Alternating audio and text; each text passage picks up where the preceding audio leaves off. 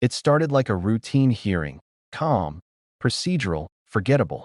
But within minutes, everyone watching realized they weren't witnessing oversight. They were watching a dismantling. Pam Bondi walked into that room ready to control the narrative. Senator Sheldon Whitehouse walked in ready to expose it. And what unfolded was a political chess match that ended with Bondi cornered, unraveling, and visibly shaken on national television. Because this wasn't about one question or one senator. It was about a Department of Justice that's forgotten what justice even means. The tension began with something deceptively simple. Like to have us be able to get answers, to know, and we'll follow up with the QFR, and to the extent Patel wants to answer, that would be great as well. What happened to the $50,000? Did Homan keep it? Did the FBI get it back? If he kept it, did he put it on his tax returns? Pretty simple questions. Homan was the same guy who said there was a deal with Eric Adams. He said, if Adams doesn't come through, I'll be back. I'll be in his office, up his butt, saying, where the hell is the agreement we came to? Which brings us to the OPR investigation of prosecutorial misconduct by Emil Bovee, because he was also involved in that transaction. Yeah. What became of the OPR investigation of prosecutorial misconduct by Emil Bovee? Yeah, Senator Whitehouse, to correct you for one moment, that would be the Honorable Judge Emil J. Bovee III to you. Not at the time of this. He was an employee of the Department of Justice. And what became of the OPR investigation? It's all pending litigation, Senator. I can't discuss pending litigation nor personnel matters. OPR customarily publicly says when there's an investigation, and at the end of it, they provide a summary. Why can't you say whether there's an OPR investigation and whether, if it's concluded, there's a summary? Senator, I'm not going to discuss personnel matters. Even public ones? Senator, I'm not going to discuss personnel matters. So, Kash Patel told this committee that his grand jury testimony after immunization, after initially pleading the Fifth, was, and I quote, sealed by the Department of Justice. How and when and why was his testimony sealed, and by whom? Senator, I'm not going to discuss any testimony, especially testimony that could be sealed with you. No, the question is, was it or was it not sealed? Senator, I'm not going to discuss that with you. Well, he also said that he worked with the Department of Justice to have his transcript released publicly. How and when was his transcript released? Presumably, if he released it publicly, that's something you can discuss because it's public. Well, Senator, I believe you discussed that with Director Patel. And I'm asking you because he said the Department of Justice made this decision and you run the Department of Justice. I would refer that to Director Patel. Even though you run the Department of Justice and he testified that the Department of Justice released his transcript publicly. If it is released publicly, we will get you a copy, Senator, gladly. If, being a rather important word there, when your FBI director testified that that was a fact. Treasury compiles suspicious activity reports, referred to often as SARs, that DOJ receives automatically. Hundreds related to accounts of Jeffrey Epstein. How many of those Treasury SARs did you or Director Patel investigate? Senator, I'm not sure if you're concerned because you took money, I believe, did you, from Reid Hoffman, one of Epstein's closest confidants, not only once but twice in 2018 and 2024, if that's correct. But, Senator, did you ask Merrick Garland any of this over the last 4 years when he sat before you? This investigation has been going on. This investigation was closed. Did you ask Alex Acosta that? And Patel came to office, you said you would look into this. There were hundreds of suspicious activity reports. Some people would deduce from the fact that they are called suspicious activity reports that there might be suspicious activity. And yet you seem to have looked at 0 of those suspicious activity reports involving Jeffrey Epstein accounts. Let me ask you something else. There's been public reporting that Jeffrey Epstein showed people photos of President Trump with half-naked young women. Do you know if the FBI found those photographs in their search of Jeffrey Epstein's safe or premises or otherwise? Have you seen any such thing? You know, Senator Whitehouse, you sit here and make salacious remarks, once again trying to slander President Trump left and right, when you're the one who was taking money from one of Epstein's closest confidants, I believe, I could be wrong, correct me, Reid Hoffman, who was with Jeffrey Epstein on multiple occasions. And the senator sitting right next to you tried to block the flight logs from being released. Yet you're grilling me on President Trump and some photograph with Epstein? Come on. The question is, did the FBI find those photographs that have been discussed publicly by a witness who claimed Jeffrey Epstein showed them to him? You don't know anything about that? Okay. Here's what well, no, we cut to something else. The Marshal Service is supposed to protect our federal judges. I have asked repeatedly for the Marshal Service to let me know if they are investigating or being inhibited from investigating whether or not there is orchestration of threats against federal judges, whether under either conspiracy laws or racketeering enterprise laws or aiding and abetting laws, whatever. But as you know, there's the person who says the threat, and then there may very well be somebody orchestrating the threat behind them. Is the Marshal Service allowed to investigate orchestration of threats, and do you know if they've taken one step to do so? May I answer the question, Chairman Grassley? The time has expired. I think it's the convention of the committee that if I've started my question in my time, you may answer the question. I was asking the chairman. Okay, before I go to Cornyn. She wants to answer the question, Chairman. Oh, $50,000. That's all Whitehouse wanted to know. What happened to it? The FBI handed it to an informant in cash, stuffed in a paper bag. Straightforward question. Did the Bureau ever get it back? But instead of an answer, the nation got a masterclass in evasion. Bondi repeated the same line over and over like a broken record. The investigation was reviewed, and no credible evidence of wrongdoing was found. But that wasn't the question. The senator wasn't asking about guilt. He was asking about the money. The silence that followed was louder than any confession. Because when truth becomes inconvenient, silence becomes strategy. What made it worse was how calm Whitehouse remained. He wasn't raising his voice. He wasn't showboating for the cameras. He was methodical, cutting through her talking points one by one until only the truth should have been left standing. But it wasn't. Bondi refused to say whether the cash was ever recovered, declared, or traced. And that refusal didn't just look suspicious, it felt practiced. Like someone who's had to dodge the truth before. The audience watching could see it, the smirk fading, the posture tightening.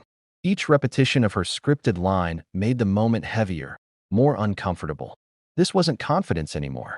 It was fear disguised as authority. Then came the shift.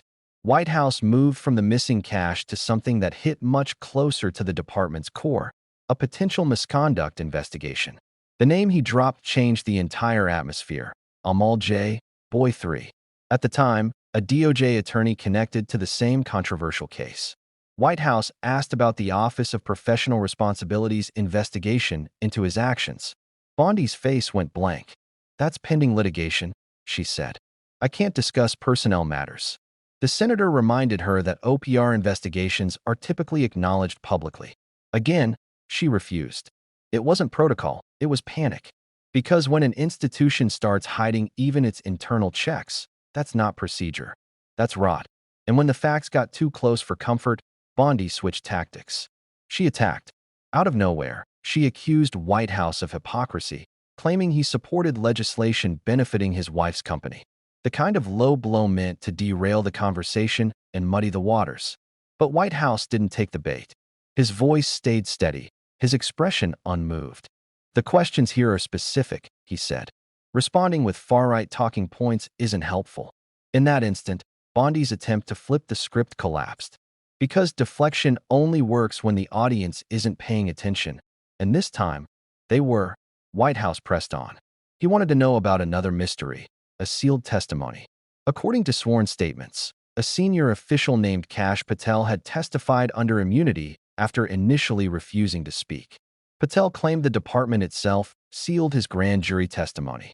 Whitehouse asked who ordered it, why it was sealed, and whether that decision was still in effect. Bondi's response was as mechanical as it was evasive. I'm not going to discuss sealed testimony. She wouldn't even confirm its existence, despite Patel's own public comments. Every answer felt rehearsed, every deflection perfectly timed. It was the kind of denial that says more than an admission ever could. Because if nothing was wrong, there'd be nothing to hide. But the real breaking point came when the hearing turned towards something darker. Epstein. Treasury's own suspicious activity reports, known as SARS, had flagged hundreds of transactions tied to his accounts. These reports go directly to the DOJ for potential investigation. Whitehouse asked how many had been reviewed. Bondi's answer?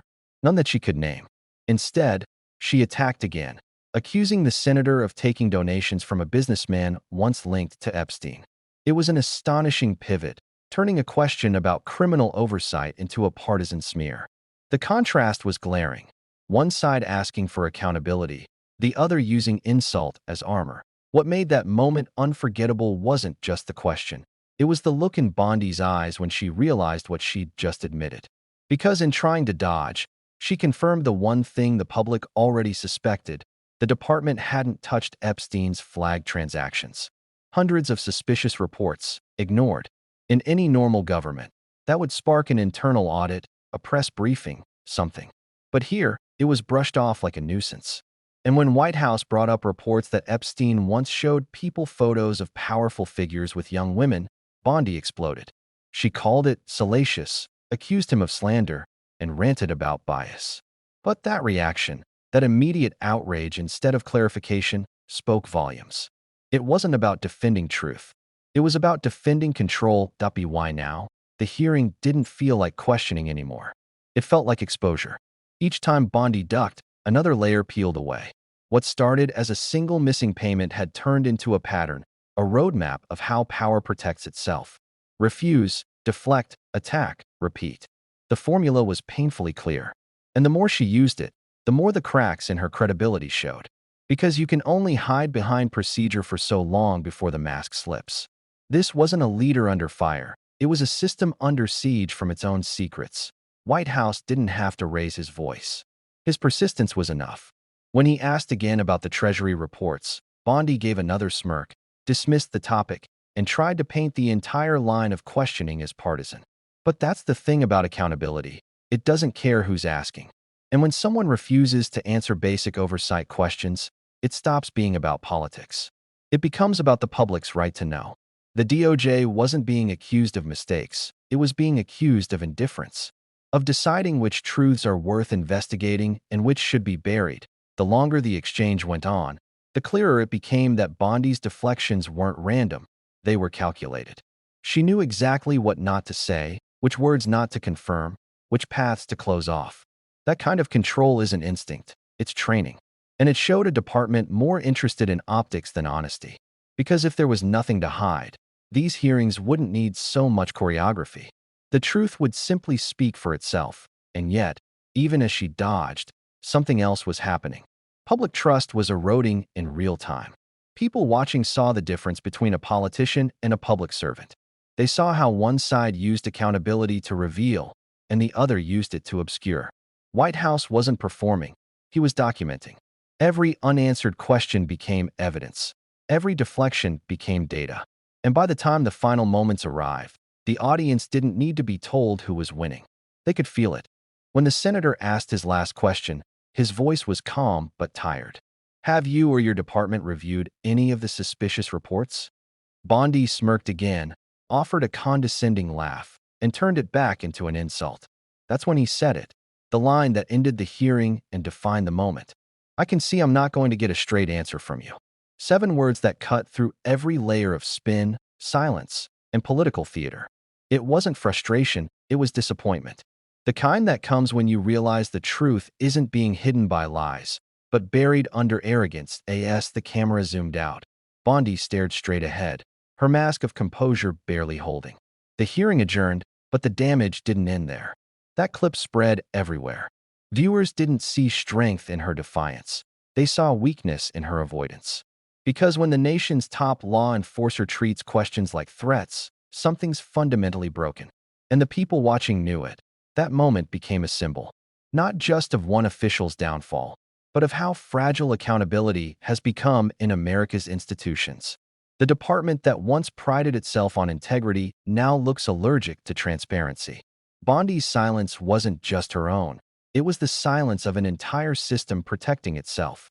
The kind that doesn't fear corruption. It fears exposure. Whitehouse's restraint throughout it all was what made it powerful. No shouting, no insults, just unrelenting precision. Every question grounded in fact, every rebuttal measured. He didn't need to make her look corrupt. She did that herself. And by the time he delivered that final line, it felt less like a senator speaking to a witness and more like the public speaking to its government. We see you avoiding. We see you hiding. And we're not buying it anymore. The truth is, this hearing wasn't just about money or sealed testimony or Epstein. It was about something bigger. What happens when the system designed to enforce accountability starts fearing it instead? When "I can't discuss that" becomes a reflex, not a reason. When officials answer oversight with outrage and transparency with deflection. That's not law and order. That's decay dressed up as professionalism. And yet, there's a reason moments like this matter. Because every time someone refuses to stay silent, it chips away at that wall of secrecy. Every question asked, every clip shared, every moment of public scrutiny, it all pushes back against the idea that power gets to hide behind procedure. Oversight may not always win in the room, but it wins in the replay. It wins when people watch and realize what silence really means. Pam Bondi thought she could outtalk the truth. Instead, she became its best evidence. And as the clip of that hearing continues to circulate, the message is clear: the public is watching. The era of quiet cover-ups and polished evasions is ending. Because for every Bondi who dodges, there's a Whitehouse who keeps asking. And for every silence from power, there's a growing demand for answers. If you believe in accountability, if you still believe the truth shouldn't need permission, then don't just watch. Engage. Share the story. Subscribe to the channel. Because the only thing more dangerous than corruption is complacency. The system counts on people to look away. Let's prove them wrong. Because democracy doesn't fail when people lie. It fails when we stop listening for the truth behind the silence.